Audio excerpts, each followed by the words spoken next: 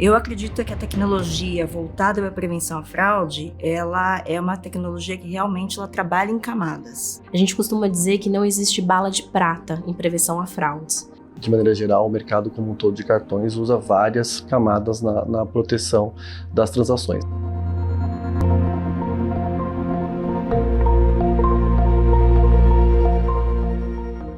Bom, a segurança para a indústria de cartões é um quesito fundamental. A indústria foi construída sob esse pilar, né, para garantir para lojistas, para os usuários, né, consumidores, lojistas, de que aquela transação que ocorre vai se concretizar, né? Então que o lojista vai receber o dinheiro daquela compra e o que o usuário depois vai arcar com aquela despesa frente ao seu banco. Então a garantia disso é dado pela segurança. Então ele é um pilar basilar para que a indústria funcione e para que ela tenha conseguido atingir a importância que a gente tem hoje na nossa economia dos meios de pagamento, né? Então ela solidificou e garantiu que a gente conseguisse ter a relevância que a gente tem hoje. Sem ela, a gente certamente não teria chegado onde a gente chegou. Os itens de segurança e as funcionalidades de proteção a fraudes num cartão, eles podem ser comparáveis com toda a evolução tecnológica, por exemplo, do telefone.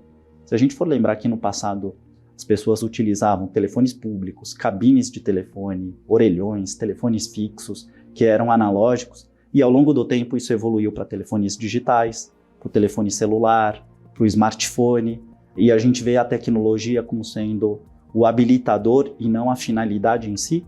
Os itens de segurança para o cartão de crédito e do cartão de débito, de maneira análoga, funcionam da mesma maneira.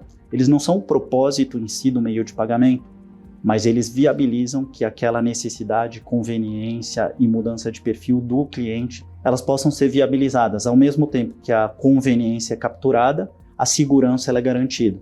As fraudes elas vêm evoluindo com o passar do tempo. E as tecnologias de proteção, elas surgem para determinada fraude, para atingir um determinado objetivo. A gente passa por uma evolução constante. Nós começamos desde a época do cartão, onde você tinha o chamado reco-reco, que você passava na maquininha. Não era nem uma maquininha, era um negócio com carbono, e aí começaram a ter fraudes. Migrou para o dispositivo digital com a tarja, migrou para o chip.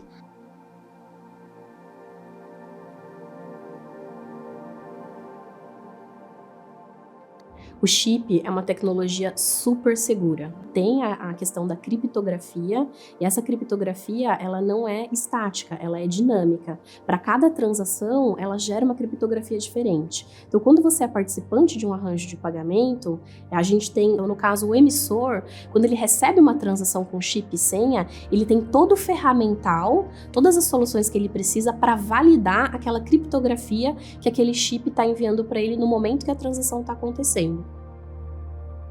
A tecnologia NFC do contactless ela é muito similar com a tecnologia do chip. A única diferença é que você não tem uma leitura física com o contato, né, do chip. No final das contas, o que tem ali dentro do cartão também é um chip que garante toda essa criptografia ponta a ponta no meio da transação, no tráfego da informação entre as diversas partes que fazem parte da autorização. Então a gente confia muito nessa tecnologia, tem usado bastante. No Brasil a expansão é enorme, né? Uma experiência muito boa para o cliente, ela é rápida, né? E existe um acordo entre as empresas do meio de pagamento para analisar o risco daquela transação e pedir a senha quando ela é necessária. Acho que, de novo, ela traz um benefício de segurança, porque você não tem como interceptar essa transação, porque ela está ali com um mecanismo de segurança que o cartão só fala com a maquininha e existe um protocolo, existe uma criptografia nessa ponta.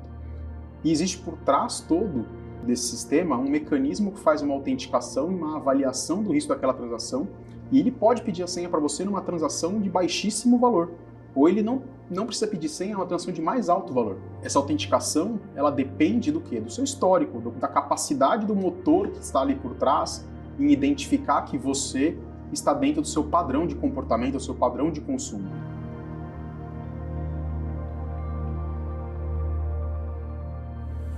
A tokenização, ela é utilizada em substituir os dados do cartão por um token. É uma criptografia ali que só a bandeira, o ecossistema sabe. Então, a partir desse momento, dados de cartão não vão transitar nem precisam ser armazenados. E basicamente o que a tokenização faz é desvalorizar o dado dentro do tráfego da informação, principalmente do lado do comércio e dos credenciadores, né? Então, com isso, o que a gente faz é tirar o valor que o fraudador hoje veria em buscar fazer uma intrusão, né, uma invasão em algum site, algum credenciador, para buscar essas informações. Porque quando ele faz isso numa base de dados que não é tokenizada, ele pode usar aquela informação para fazer uma compra online. Bom, cartão virtual, como funciona? Existem alguns tipos de cartão virtual, porém, todos eles se baseiam no mesmo princípio: ter dados que variam no tempo ou que podem ser utilizados somente uma vez, para que, caso aqueles dados sejam vazados, eles não tenham serventia alguma. Tem alguns casos que o cartão virtual ele é válido por uma única transação, você usou, ele expira, e tem outros casos que ele pode ser usado várias vezes. Existem muitas regras parametrizadas nos sistemas por trás para proteger essas transações. A gente chama, por exemplo, regras de velocidade. Então, se é permitido acontecer mais do que uma transação no cartão virtual, a gente tem sempre esse controle, né, da quantidade máxima permitida no dia, ou em 1 hora, ou em 5 minutos. Então, tem sempre um período de tempo e um período que o emissor do cartão pode permitir aprovar ou não essa transação no cartão virtual. Então, o que faz o 3DS, né? Basicamente, ele conecta ali o portador e o lojista, né, no momento de uma compra. Então, quando o lojista entende que é uma transação que pode ocasionar algum risco para ele aciona o protocolo 3DS. Esse protocolo ele viaja, né, pelos arranjos. Né? Basicamente, o comércio ele envia essa transação para o banco dizendo: olha, eu tenho essa transação composta por esses dados aqui, por favor, autentique este cliente para mim. A instituição financeira, com base no perfil de uso do cliente, né, ela pode decidir, esse cliente sempre faz essa compra nesse lugar, nesse horário, desse valor, então eu já autentico e digo, olha, aqui o risco é baixíssimo, pode fazer a compra. Ou se eu tenho alguma dúvida, ou se o perfil de risco ali é um pouco diferente do que o cliente está acostumado a utilizar o seu cartão, a gente estabelece um método de autenticação. Então eu peço como se fosse uma segunda camada de autenticação para esse cliente. Então eu peço para ele se autenticar, e aí cada instituição acaba definindo o seu modelo, né? O que a gente tem colocado à disposição também dos nossos clientes é a tomada de decisão baseada em risco, né? Então ele pode utilizar todo aquele arsenal de informações, né, que vão ser trafegados no protocolo 3DS com inúmeros casos, dados, né, importantes para uma tomada de decisão baseada em risco. E a partir daí ele pode autenticar sem pedir o desafio para o portador.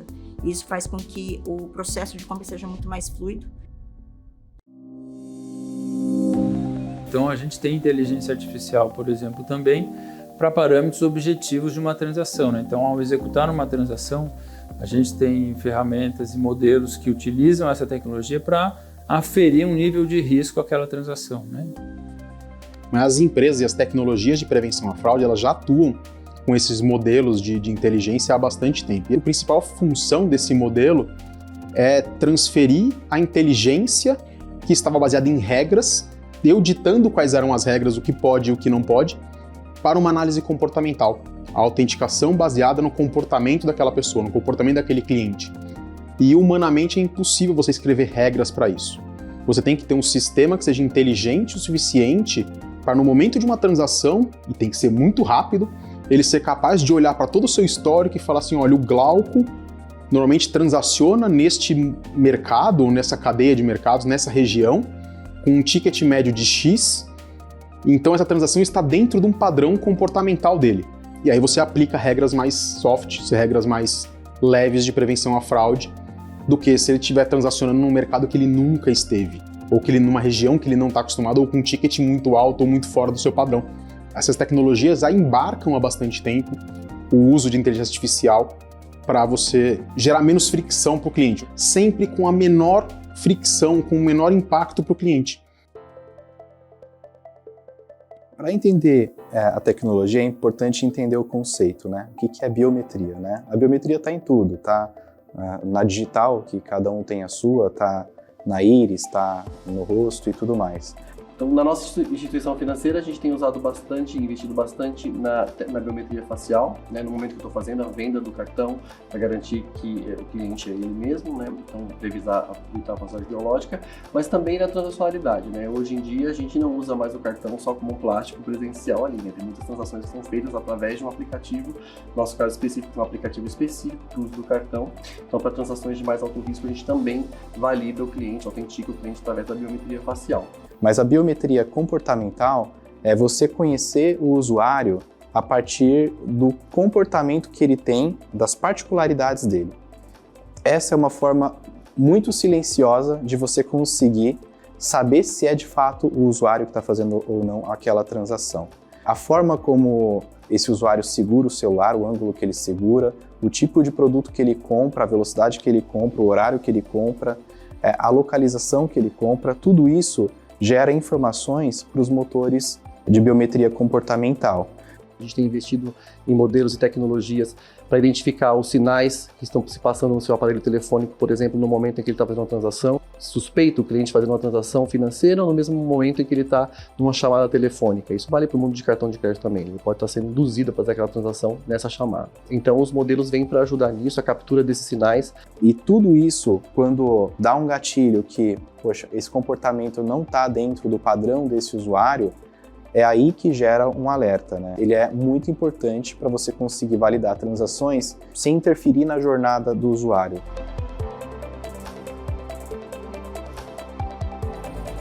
Então o consumidor acaba se sentindo seguro de que, em tendo algum tipo de problema, ele tem esse mecanismo de reaver, né, os fundos. Acho que vale notar que também no processo de chargeback ou de disputa a gente tem basicamente duas condições que são bastante distintas. A gente tem o que chamamos de chargebacks oriundos de uma fraude, né? Então, que foi proveniente de um uso indevido, e o que seria o desacordo comercial, né? Você comprou, reconhece, comprou, mas a transação ou a compra, a entrega do serviço não foi feita de acordo com o que estava sendo esperado, né? Então, assim, eu reconheço, comprei, mas entregou fora do prazo, ou entregou a mercadoria danificada, ou o serviço não executado não corresponde ao que tinha sido previamente acordado. Então, são duas categorias aí. Então, o processo dá essa segurança para o consumidor de que ele vai estar coberto, resguardado, no caso de algum problema com aquela transação.